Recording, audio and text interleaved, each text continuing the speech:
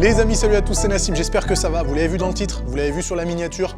Aujourd'hui, on va parler d'un exercice pour le haut des pectoraux que je déteste, tout simplement. Je déteste cet exercice. Je ne sais pas pourquoi il y a encore des pratiquants qui perdent leur temps à le faire.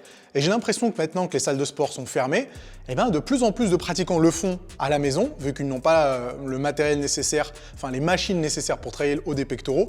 Ils s'en remettent à cet exercice. Le problème, c'est qu'il ne sert pas à grand chose. Et aujourd'hui, on va décortiquer ce mouvement-là.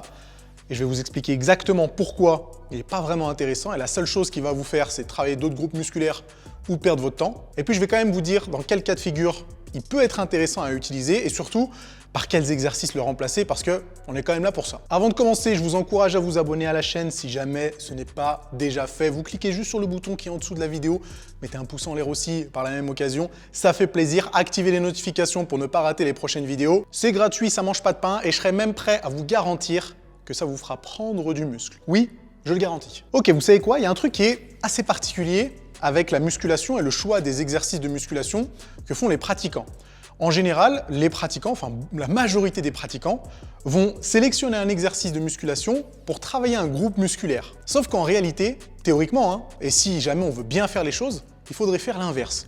Il faudrait prendre un groupe musculaire, observer quelles sont les insertions de ce groupe musculaire et surtout la trajectoire des fibres musculaires. Et à partir de ces informations, on peut créer, entre guillemets, un exercice qui va nous permettre de travailler ces fibres-là. Le problème, c'est qu'en faisant l'inverse, comme beaucoup de pratiquants l'ont toujours fait, eh bien on se retrouve à sélectionner des exercices parce qu'on vous a dit qu'ils étaient intéressants, mais sans vous expliquer le pourquoi du comment de ces mouvements. Le problème, c'est que en raisonnant comme ça, il y a de fortes chances pour que votre exécution ne soit pas adaptée à la stimulation des fibres musculaires que vous avez envie de travailler. Et ça, on le voit en particulier avec cet exercice que je vais décortiquer aujourd'hui, mais c'est valable aussi pour le développé incliné, les élévations latérales, le tirage vertical, le soulevé de terre jambes tendues. C'est le cas pour plein d'autres mouvements et tant que vous ferez l'erreur de sélectionner des exercices pour un groupe musculaire au lieu de faire l'inverse, eh bien malheureusement il y a de fortes chances pour que votre programme de musculation ne soit jamais 100% optimal. Trêve de bavardage, laissez-moi choper mon tableau blanc. Oui, ici on a quand même un maximum de budget.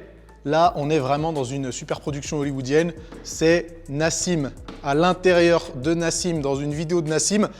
On est pas mal du tout.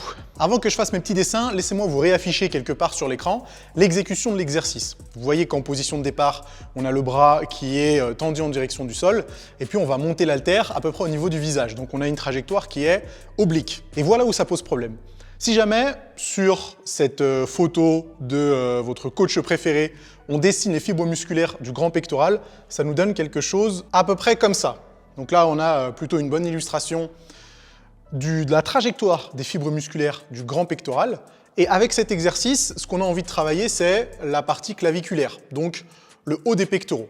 Quand on regarde le sens des fibres du haut des pectoraux, on voit très bien que la trajectoire, elle est alignée avec cette ligne-là, qu'on va dessiner en bleu.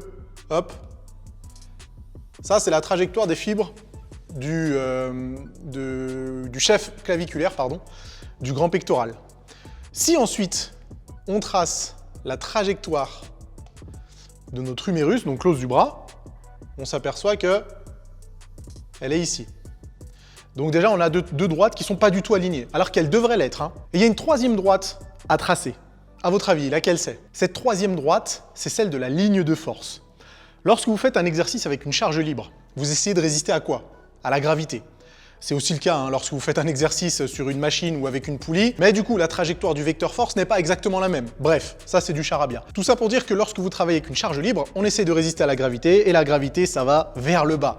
Donc la trajectoire du vecteur, elle est verticale. Et là, on se retrouve avec un truc un peu bizarre. C'est que les trois droites, la violette, la verte et la bleue, j'espère que vous voyez la couleur sur l'écran, aucune des trois n'est alignée. Alors que dans l'idéal, les trois droites devraient être alignées.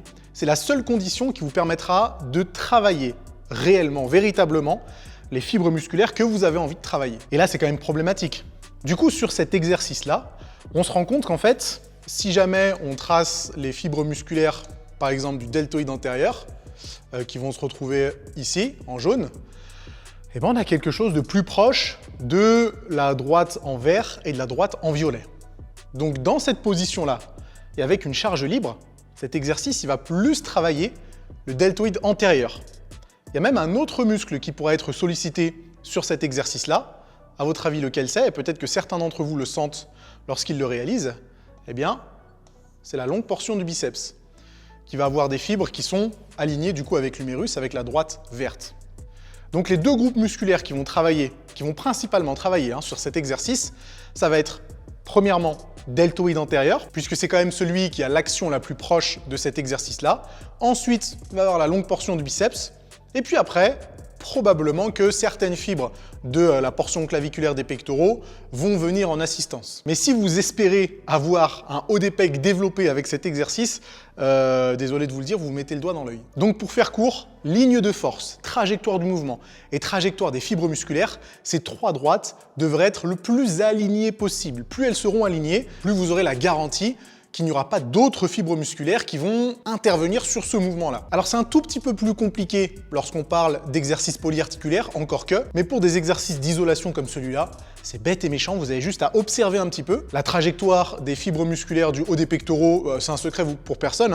Vous tapez ça sur Google, vous allez vite le retrouver, et c'est valable pour n'importe quel autre groupe musculaire. Donc vous faites la comparaison et vous déterminez si oui ou non, ce mouvement peut être un bon ajout à votre séance de musculation. Du coup, cet exercice, déjà, est-ce qu'il est bon à jeter? Et de deux, est-ce qu'il y a des alternatives pour travailler justement le haut des pectoraux avec un mouvement qui ressemble plus ou moins à ça? Déjà, est-ce qu'il est bon à jeter? Pas forcément. Du coup, ça en fait un plutôt bon exercice pour le deltoïde antérieur, même s'il faudrait modifier un tout petit peu la trajectoire du mouvement, et c'est pas un exercice que je ferai en supination. Et est-ce que c'est un exercice qui peut servir d'échauffement pendant une séance push par exemple? Pourquoi pas? Là, du coup, c'est une bonne idée. Vous échauffez le deltoïde antérieur, vous échauffez quelques fibres musculaires du haut des pectoraux, vous échauffez la longue portion du biceps, et du coup, ça vous met dans de très bonnes dispositions pour réaliser une séance push, une séance pectoraux-épaules, ou même juste une séance pectoraux d'ailleurs. Donc, comme exercice d'échauffement ou de préactivation, plutôt très intéressant. Comme exercice d'isolation dans le corps de votre séance, très mauvaise idée. Même si vous considérez ça comme un exercice de finition,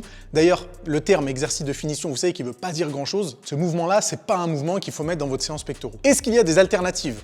Oui. Si on veut utiliser le même exercice avec une charge libre et essayer de travailler le haut des pectoraux, à votre avis, qu'est-ce qu'il faut faire? Il faut juste faire en sorte d'aligner la trajectoire du mouvement, celle des fibres musculaires, avec celle de la ligne de force. Étant donné que vous avez une charge libre, la ligne de force, elle sera toujours verticale, donc il faut juste se pencher sur le côté comme cette vidéo d'exécution. En se penchant sur le côté, vous retrouvez un angle qui est plus adapté à la stimulation du haut des pectoraux, et du coup, on en fait quelque chose de bien plus cohérent. La deuxième solution, je pense que vous la connaissez, ce serait d'utiliser une poulie pour rediriger la ligne de force et du coup faire le mouvement en position debout ou en position assise avec l'angle du bras par rapport au tronc un petit peu plus ouvert et du coup vous aurez une trajectoire plus adaptée à la stimulation du haut des pectoraux. Bon, étant donné qu'actuellement les salles sont fermées et que vous n'avez probablement pas accès à une poulie, ça peut se faire avec des élastiques aussi et ça en fait du coup un bon exercice à forte tension de contraction à utiliser dans une séance pectoraux. Donc moralité, ne faites plus cet exercice, remplacez-le par des variantes un petit peu plus cohérentes. N'oubliez pas que pour avoir un bon programme de musculation, il ne faut pas choisir des exercices pour travailler un groupe musculaire, mais il faut plutôt observer un groupe musculaire et en déterminer les bons exercices. Ce n'est qu'en faisant les choses dans cet ordre-là que vous réduirez le risque d'utiliser des mauvais exercices ou de mal les exécuter.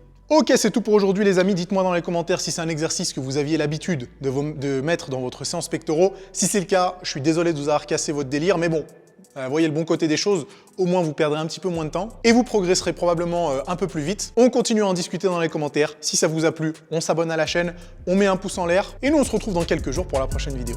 A plus les amis.